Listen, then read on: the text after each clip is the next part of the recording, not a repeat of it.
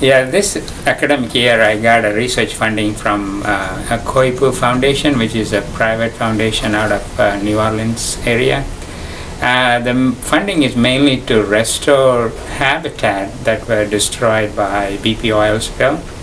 The habitat I am looking at is the two oyster reef that oyster harvest was shut down because of oil spill in those oyster area.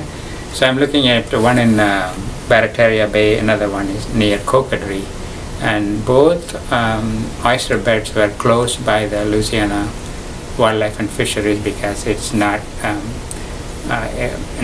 edible for human consumption, those oysters, because of oil in those. So what I'm looking at is using natural sediment bacteria that can degrade this oil. I have two kind of research set up. One is to look at control, where when you don't do anything, how long it takes for natural bacteria to degrade this oil. The Family Service Center has two different tracks of research, and one is through the Department of Children and Family Services, in which we track safety, permanency, and well-being in children and families. The other track of research is through the Nurse Family Partnership, through the Office of Public Health, Bureau of Family Health. That program provides mental health services to pregnant women and follows them through their pregnancy until the child is age 2. So overall mental health outcomes are tracked, the improvement is tracked. What we're seeing is improvement and decreases in the system reliance on public assistance. We've seen increases in education, increases in all the proactive and pro-social family functioning. I've received a few grants from both regions. The previous grants were for enhancement of my lab, mainly for general use equipment. And this enhancement grant is for enhancing instrumentation for analyzing heavy metals, for metal analysis. Environmental pollution has two important aspects. One is pollution of organic contaminants, like contaminants found in petroleum oil. The other is the contamination of heavy metals, like mercury. And mercury is a very prevalent contaminant in the Gulf of Mexico, in this area. And I don't know if you heard about the hypoxia. In Gulf of Mexico, there is annual hypoxia, the depletion of oxygen. Now, this hypoxia has promoted the flux of mercury in the ocean ecosystem. And with acquisition of instrument from this grant, we will be able to analyze all kinds of metals, including mercury. So what we've been doing is looking at researching dye-sensitive components for solar cells that don't contain metals. So metals can be expensive. We use a lot of metals that are expensive. So what we're looking at is alternatives to that, and that's what we're doing in the lab. Right now we're mostly working on the synthesis. So doing these kinds of things where we're actually in the lab making new compounds. Our synthesis is lengthy, so it's going to take a little bit, and then eventually we want to move on to actually testing these with light sources to see if it can actually take in the electrons and then give energy off. So that's our main research. The most recent funding that we've gotten is for the Small Business Development Center. We were at a point where the university did not have the funding to support that center, which I think is extraordinarily important to the region that we serve. And we were able to acquire about $75,000 from the parishes, had $37,500 from Terrebonne Parish and $37,500 from Lafourche Parish, in combination with a $10,000 funding from the foundation, in order to continue the Small Business Development Center here at Nicholls State University. And I think it's going to serve the region quite well. Additionally, the new program that we have in maritime management, we have, that's a true public-private partnership completely funded by business and industry, and we've probably raised close to $350,000 for that program. So that's just an example of things that we've done within the last 12 to 18 months to bring resources to the College of Business that ultimately benefit our students. The project we got funded was for us to create some more online class content. The project had kind of two parts to it. The first part was a studio where we would be able to go in and using computer equipment and a screen on the wall, we could record, much like they would do in a television studio, course content to be put online for students to be able to view.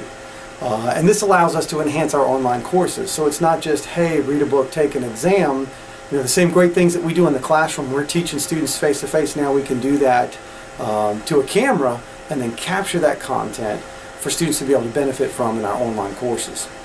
The other part of the grant was to actually turn a few of our classrooms into basically classrooms that could capture online content as well. There'll be cameras in there and there'll be interface panels in the front on the desk where faculty members, if you have a really great discussion with some students, will be able to capture that recorded and then publish that online. The benefit of that is that, you know, online there's discussion boards and some things that can happen, but good rich discussion in the classroom where students are really grappling with a topic, that can easily be translated into a type, you know, format where people are typing it online. So what we'll be able to do is we'll be able to capture classroom interactions, classroom discussions, and be able to publish that online as online content.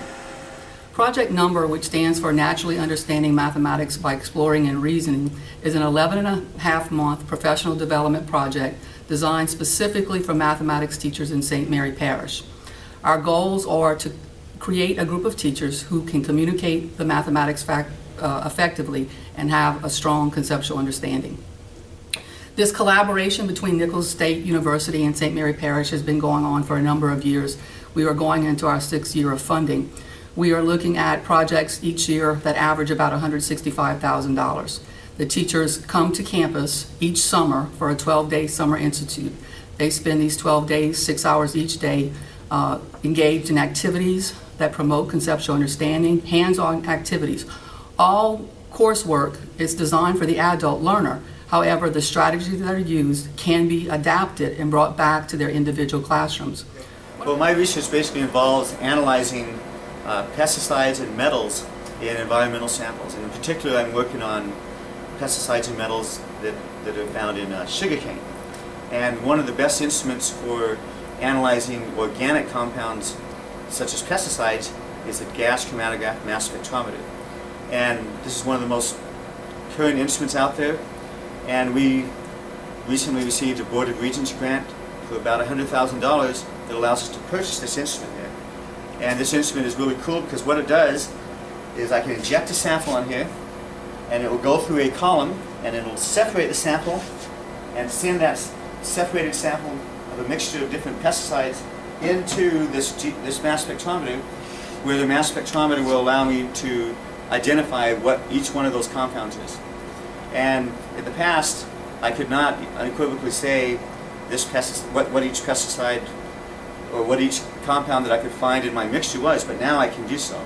I can tell based on the fragmentation pattern of the mass spectrum and based on the molar mass of the compound. So it's a great, great tool for us. It's going to make things much more efficient in this laboratory. And it will also allow students to have training on the most up-to-date equipment that's used as standard equipment in most laboratories nowadays. Well, we do a variety of things. We work with one of my favorite organisms, the alligator gar, and we've done work with coastal populations and trying to improve culture techniques for alligator gar for restocking. And we've just recently started a project with a private biotech company to use juvenile alligator gar that we raised for bioaccumulation and biomagnification studies.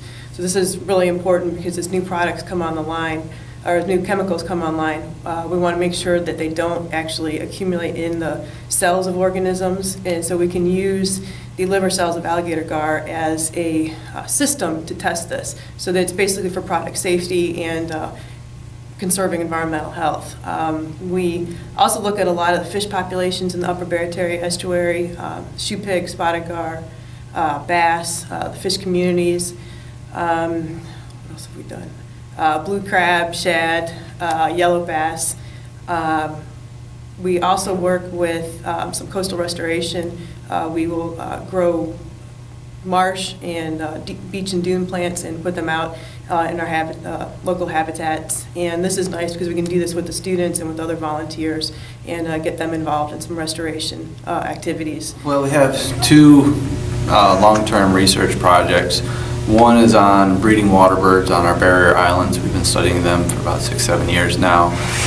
And we just got a new state wildlife grant to look at how removing mammalian predators on the islands might improve breeding water bird habitat through population size of the breeding water birds, hatching success, survivorship, those types of things.